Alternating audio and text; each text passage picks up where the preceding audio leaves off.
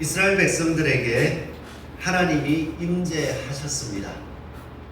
단순히 임재하신 것이 아니라 하나님의 말씀하심을 직접 들을 수 있게 임재하셨습니다.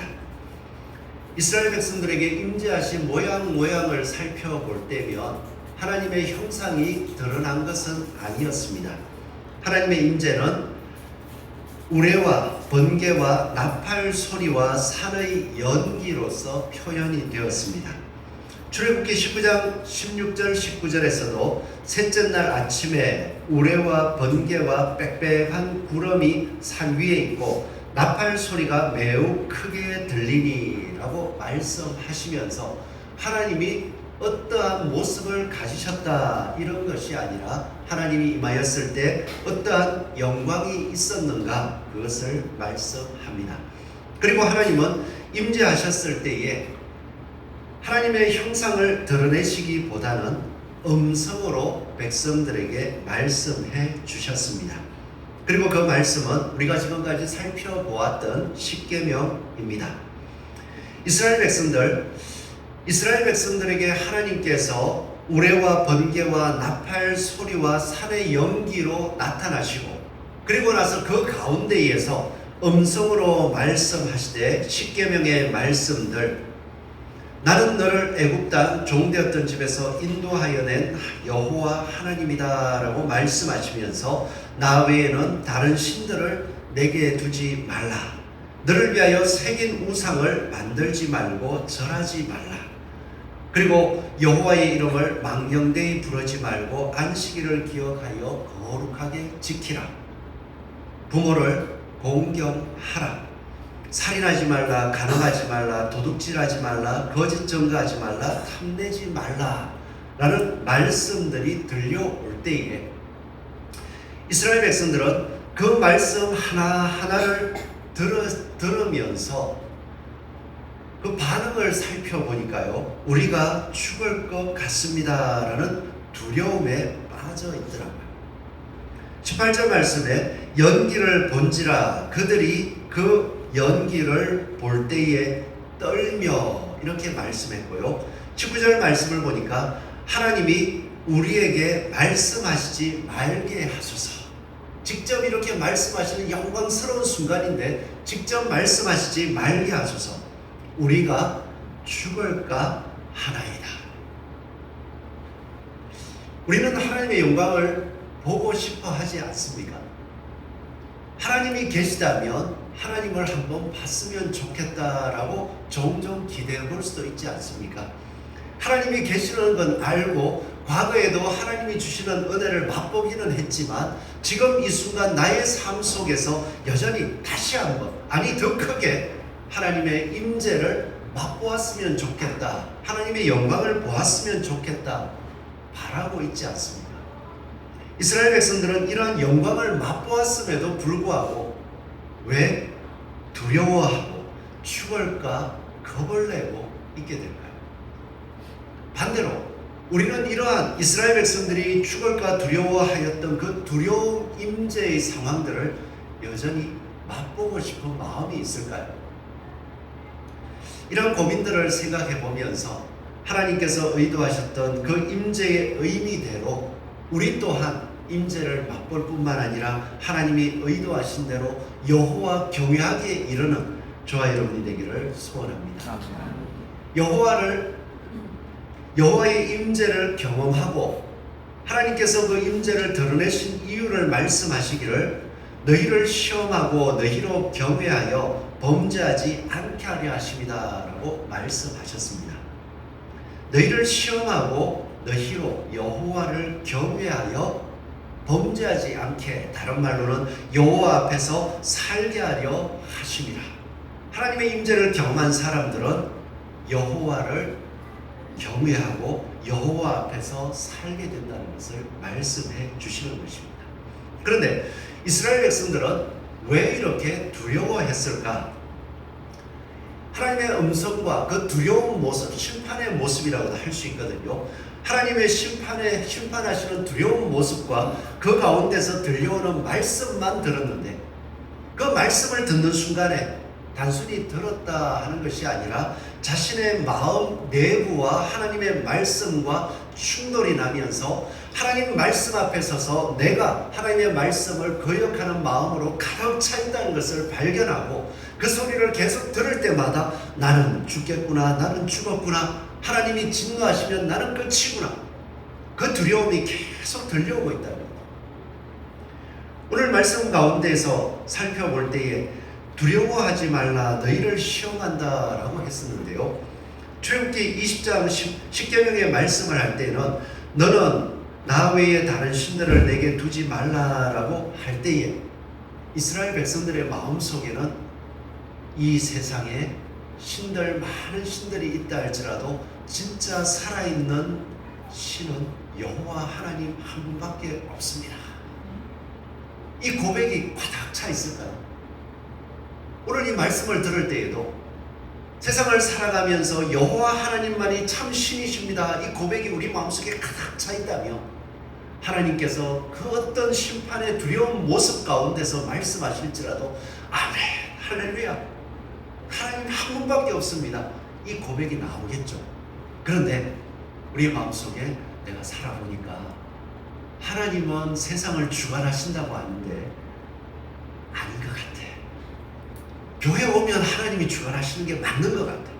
근데 세상을 살아보니까 하나님은 보이지가 않고 내 직장의 상사가 보이고 그리고 권력자들이 보이고 그들이 하고 싶은 대로 다 이루어지면서 나는 피해만 보는 것 같아. 하나님은 살아계시지 않는 것 같아.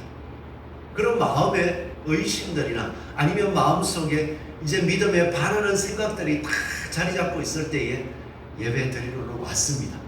하나님의 음성이 들려오면서 심판의 그 두려운 상황들이 다 느껴지면서 너는 나 외에 다른 신들을 두지 말라. 두렵겠습니까? 안 두렵겠습니까? 당연히 두려워지겠죠. 두려워지지는 않더라도 에휴 저 틀린 말이야 이렇게 할 수도 있겠죠. 또 들려옵니다. 너를 위하여 새긴 우상을 만들지 말라. 야, 내가 여호와는 알겠는데 애굽에서 사람들이 신들을 만들어 놓고 섬겼듯이 나도 화려한 신상을, 내가 보기 좋은 신상을 만들어 놓고 하나님을 한번 섬겨봐야지, 그런 마음이 있었는데 하나님이 말씀하시기를 우상을 만들지 말라. 나의 죄입니다. 살아계신 여호와 하나님 앞에 섰을 때 내 마음이 그 말씀에 비추어지는데 나의 죄가 보이기 시작합니다. 계속해서 말씀합니다. 여호와의 이름을 망령되이 부르지 말라. 지금까지 이스라엘 백성들이 출애굽한 이후에 광야길을 걸어오면서 여호와 하나님 앞에 원망하고 불평했는데 이렇게 친히 나타나셔서 말씀하시는 하나님인 줄 몰랐어. 그 음성이 다 들려오는데 망령되이 일컬었던 하나님이 우리를 가나안 땅으로 인도하시려는 게 아니라 우리를 죽이려고 이 땅에 출애굽하게 한 거야. 여호와의 이름을 망령되이 불렀던 죄가 보이는 겁니다. 계속해서 말씀하실 때에 부모를 공경하라. 공경하지 못했던 모습들이 쫙 마음속에 죄가 돼. 살인하지 말라.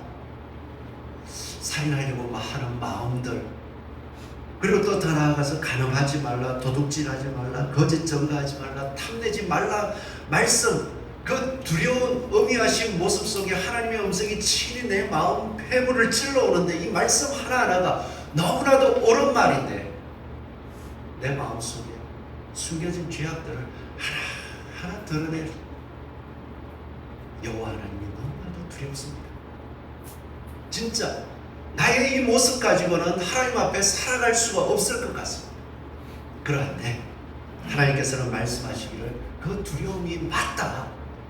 하나님은 말씀하신 것처럼 너희들을 심판할 뿐만 아니라 세상을 심판하는 전능하신 하나님이시다. 그런데 너희들에게 이렇게 직접 음성으로 말씀하신 것은 너희들을 심판하기 위해서가 아니라 심판하시는 하나님께서 원하시는 것이 무엇인지를 깨닫고 너희를 나의 백성 삼았다는 것을 감사함으로 하나님의 말씀을 두려워하면서도 사랑하는 마음을 가져라라고 그것을 위해서 임하셨다라고 말씀하시는 것입니다. 참으로 하나님의 임재를 경험하면 이스라엘 백성들과 같은 반응을 보여줄 수밖에 없습니다. 이것이 하나님 앞에서는 참된 임재의 경험들입니다. 하나님의 임재하심, 하나님의 작은 끝자락이라도 보았을진데 하나님의 모습을 본다면 나의 모습과 내 마음과는 너무나도 다른 하나님의 형상, 하나님의 성품들을 봄으로써 두려워할 수밖에 없는 거예요.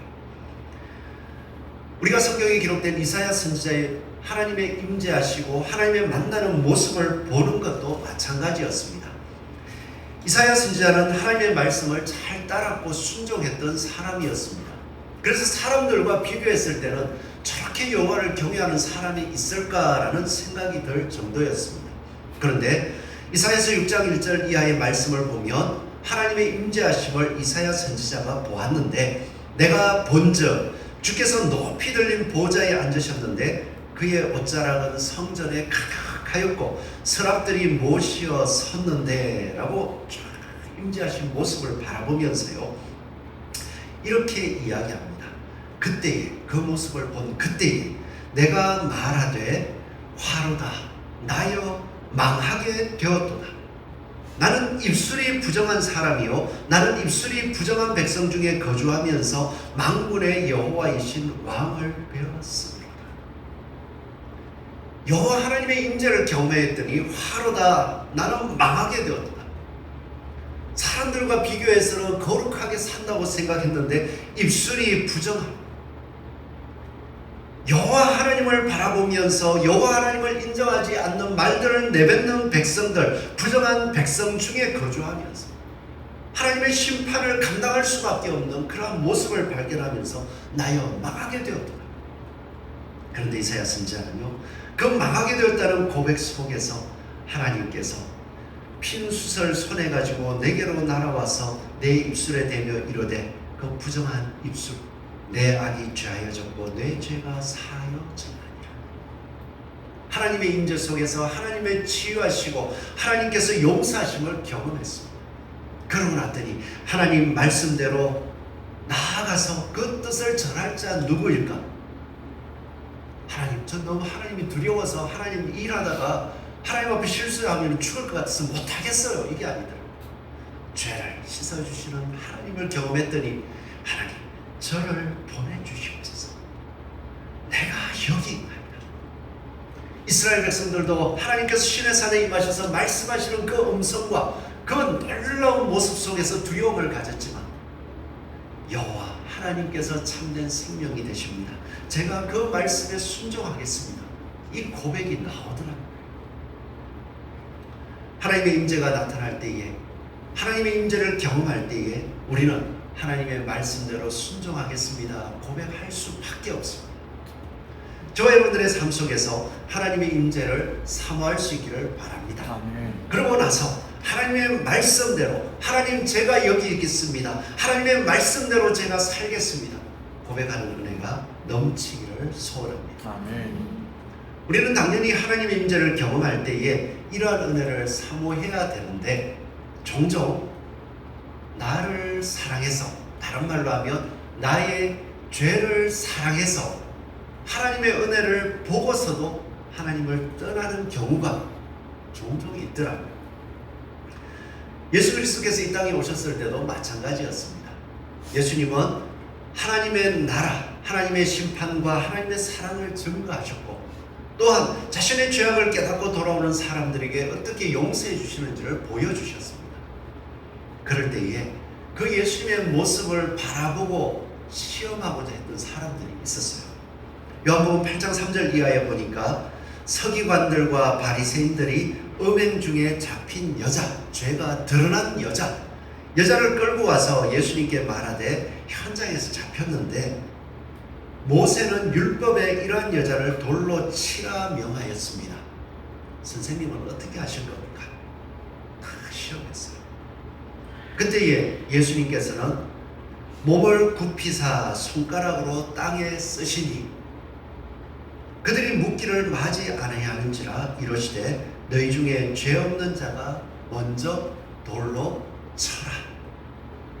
좀 드러난 죄를 가지고서 돌로 쳐 죽어야 할 죄를 저지른 여인을 앞에 세워놓고 예수님께서 말씀하시기를 죄 없는 자가 먼저 쳐라. 그랬더니 사람들은요, 어른으로 시작하여 젊은이까지 양심의 가책을 느껴 하나씩 하나씩 나가고 오직 여자와 그 가운데 섰는 여자만 남았더라.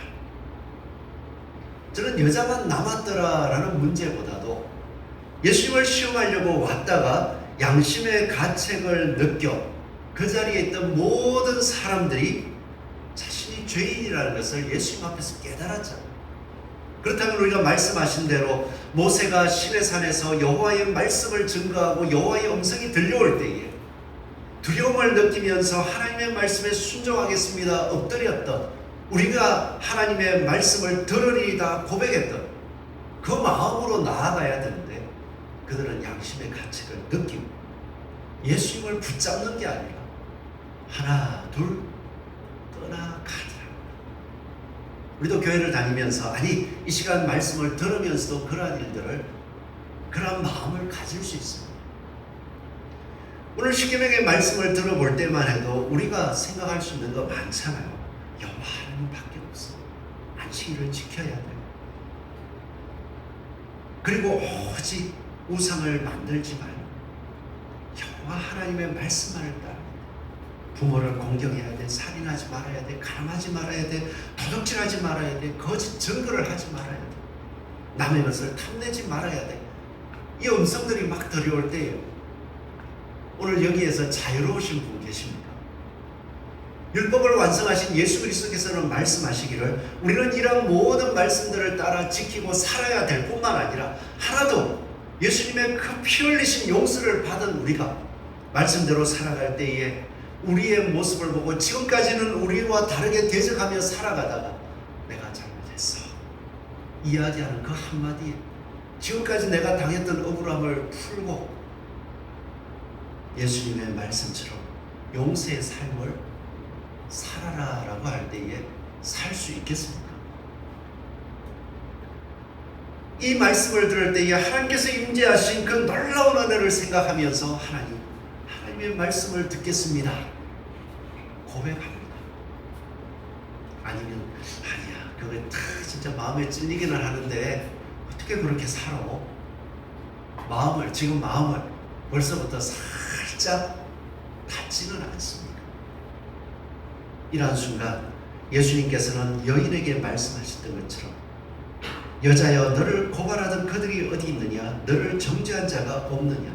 주여 없나이다. 예수께서 이르시되 나도 너를 정죄하지 아니하노니. 지금 우리의 마음을 하나님 앞에 가지고 나아갈 때에 하나님께서 우리를 정죄하지 아니하노니. 예수 그리스도의 보혈의 공로를 의지하고 이스라엘 백성들처럼 우리가 하나님의 말씀을 들으리이다 고백하기를 바라시더라고요. 참으로 우리의 연약함이 자꾸만 가슴에 새겨집니다. 살고 살아보니 너무나도 연약합니다. 그래 우리의 양심이 있다 보니까 너무나도 하나님 앞에 나와서 자석 안 되니까 얼굴 뻔뻔하게 하나님이 은혜를 베풀어 줬는데 매번 용서해달라 할 수 있을까? 그래서 도저히 체면 때문에 못한다라고 생각할 수도 있어요. 그럴 때에 하나님께서 히브리서 4장 말씀에 이렇게 놓으셨습니다. 하나님의 말씀은 살아있고 활력이 있어 좌우의 어떤 날선 검보다도 예리하여 혼과 영과 및 관절과 골수를 찔러 쪼개기까지 하며 또 마음의 생각과 뜻을 판단하나니. 하나님의 말씀을 통해서 마음의 죄악을 깨달았습니다. 그러할 때에 하나님 이건 너무나도 부끄러워서 하고 싶은데도 진짜 의지적으로 잘 안 되는 부분이 있어서 하나님 하고는 싶은데 잘 안 됩니다. 요 마음하고요, 하나님 이건 어쩔 수 없는 거잖아요, 그냥 덮어주세요, 이 마음하고 어쨌든 하나님 참 죄송해요 요 말로 표현할 때 하나님은 심령 골수를 마음의 생각과 뜻을 판단하신대요. 그러고 나서 어떻게 합니까?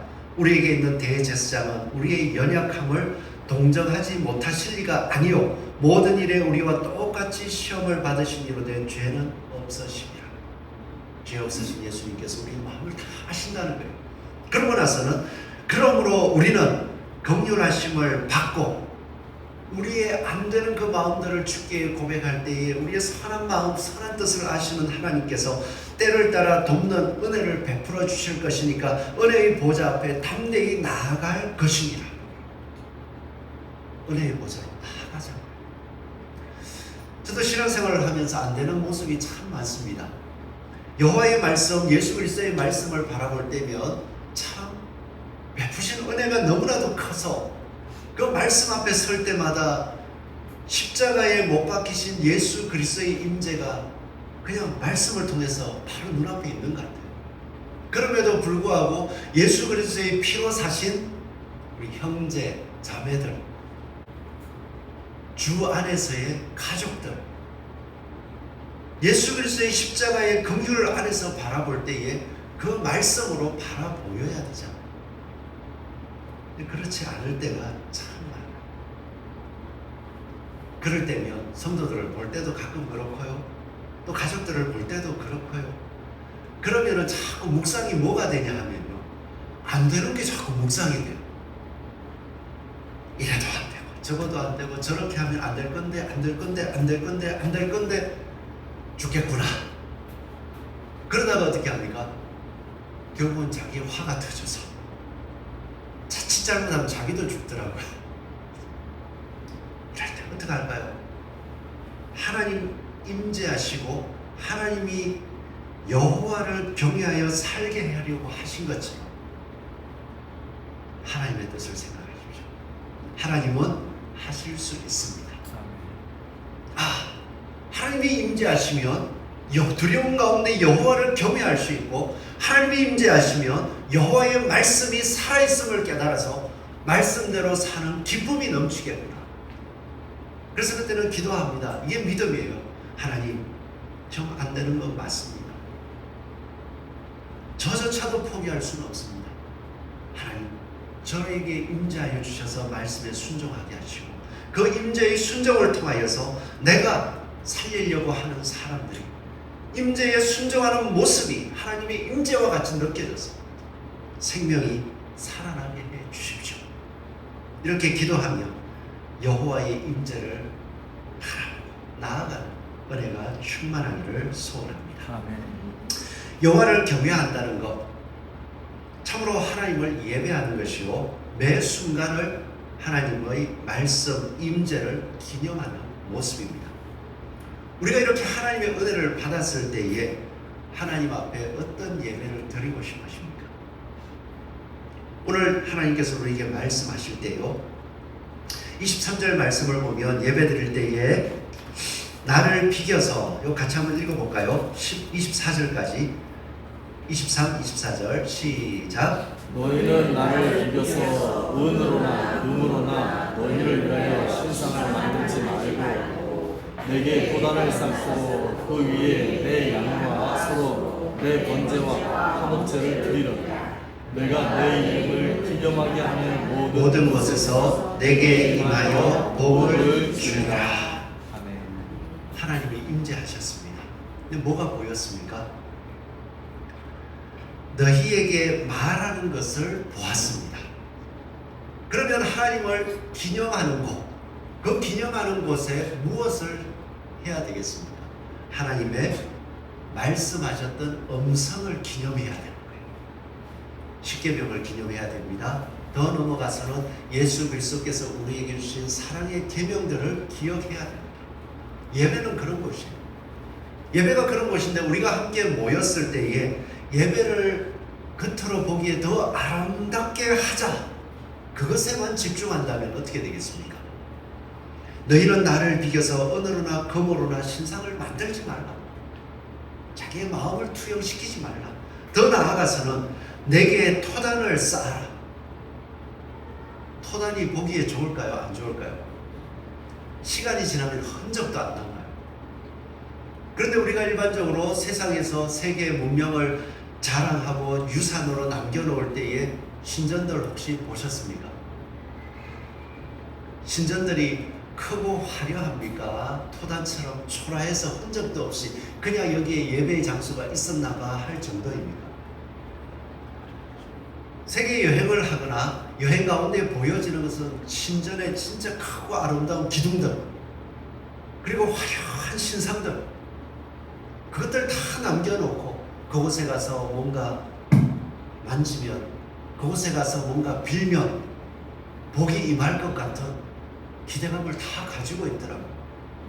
지금도 그래서 동남아나 어디에 가면은 신상들을 세워놓고 사람들이 한국 사람, 뭐 서양 사람 가리지 않고 그 신상 앞에 뭐 코를 만지거나 뭐 저라면은 복이 이루어진다, 복을 빈다, 그런 모습 다 보여주더라고요. 크고 화려하면 더 좋지 않을까요?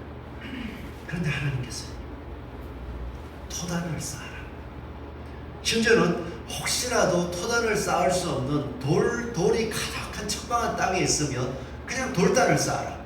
있는 것으로 쌓아라. 그 돌을 더 화려하게 꾸미려고 뭐 정으로 쫓거나 뭘 만들지 마. 있는 그대로 드려라 말씀하시더라고요.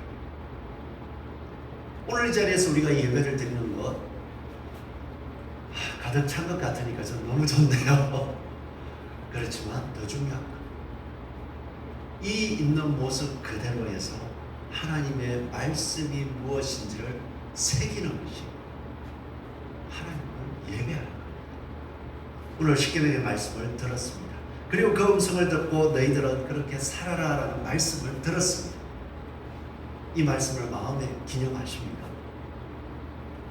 오늘 찬양 인도를 우리가 찬양하시는 모습을 또 다 보았습니다. 너무 잘하더라고요. 그런데 더 중요한 거 있잖아요. 이걸 할 수 있다 못한다가 아니라 우리가 이 말씀을 가슴에 품고 오늘 이 자리에 왔습니다. 그리고 이 말씀을 가슴에 품고 살아가고 있습니다. 이것만큼 큰 은혜가 어디 있어요? 비록 우리의 모습은 자꾸 초라할지 모르지만 이 모습들 가운데서 예배드렸던 우리가 나아가서 사람들에게, 또한 같은 예수님을 믿는 성도들에게 우리의 예배가 무엇인지 하나님의 말씀을 기억하고 그 말씀대로 살아갈 때에 나의 삶 속에서 행동 하나하나가 하나님의 말씀을 기념하는 모습으로 나타날 때에 하나님께서 우리에게 복을 주신다. 하나님을 기념하게 하는 삶에 기념하는 장소가 될 수 있도록 우리의 삶이 만들어진다. 우리는 하나님의 큰 백성인 줄 믿습니다. 아멘. 있는 그대로 내 삶에 뭐 더 꾸미지 말자. 내가 더 있다면, 내가 부자가 된다면 그것이 아니라 하나님이 지금 받아주신 그 있는 모습 그대로 그 형편 속에서 말씀을 따라 순종하려고 하는 작은 모습 하나님을 기념하는 것이요, 하나님께서 복을 주신다고 하는 모습입니다. 그 안에서 살아가십시오. 그럴 때 하나님께서 말씀할 때 뭘 드리라 합니까? 이거 꾸미는 게 문제가 아니라 토단을 쌓고 돌단을 쌓고 거기에 내 양과 소로 너에게 주어진 것으로 번제와 화목제를 드리라. 번제와 화목제가 뭐예요? 온전히 자신을 말씀 앞에 불태우는 것이요, 또한 하나님과 저는 화목되게 살아가겠습니다. 다른 사람들이 하나님과 화목될 수 있도록 제가 희생하겠습니다. 그 제사를 삶으로 드리는 거예요. 이 모습을 사도 바울은 로마서 12장에서 이렇게 말씀합니다. 형제들아, 내가 하나님의 모든 자비하심으로 너희를 권하노니 너희의 몸을 하나님이 기뻐하시는 거룩한 산 제물로 드리라. 오늘 토단을 쌓고 내 양과 소로 내 번제와 화목제를 드리라. 의미가 똑같죠. 좀 소 잡을 일이 있습니까? 양 잡을 일이 있습니까? 우리가 가진 것은 우리의 몸으로 하나님 말씀에 순종하는, 하나님이 기뻐하시고 자비하심을 이루는 거룩한 산 제물로 드리라. 이런 너희가 드릴 영적 예배니라. 그리고 빌립보서 2장 15절에서는 사도 바울이 이렇게 고백합니다. 생명의 말씀을 밝혀 나의 다름질이 헛되지 아니하고 수고도 헛되지 아니하므로 그리스도의 날에 내가 자랑할 것이 있게 하려 함이라. 만일 너희 믿음의 재물과 섬김 위에 내가 나를 전제로 드릴지라도. 생명의 말씀을 밝혀나가는 데 있어서 나의 모든 것을 드릴지라도 제물로 드립니다. 이것이 하나님이 기뻐 받으시는 예배입니다. 오늘 우리 한 사람 한 사람 바라보시면서 그 모습이 어떠하다가 아니라 하나님 앞에 나와서 하나님의 말씀을 듣고 그 말씀하신 하나님이 심판하시는 하나님이지만 우리에게 생명을 주시는 말씀을 주셨습니다. 나를 살게 하셨습니다. 내가 여기까지 오고 있는 것도 하나님의 은혜임을 고백하면서 여호와를 기념할 때 하나님께서 약속하신 성령의 충만한 은혜 주실 줄로 믿습니다. 기도하겠습니다.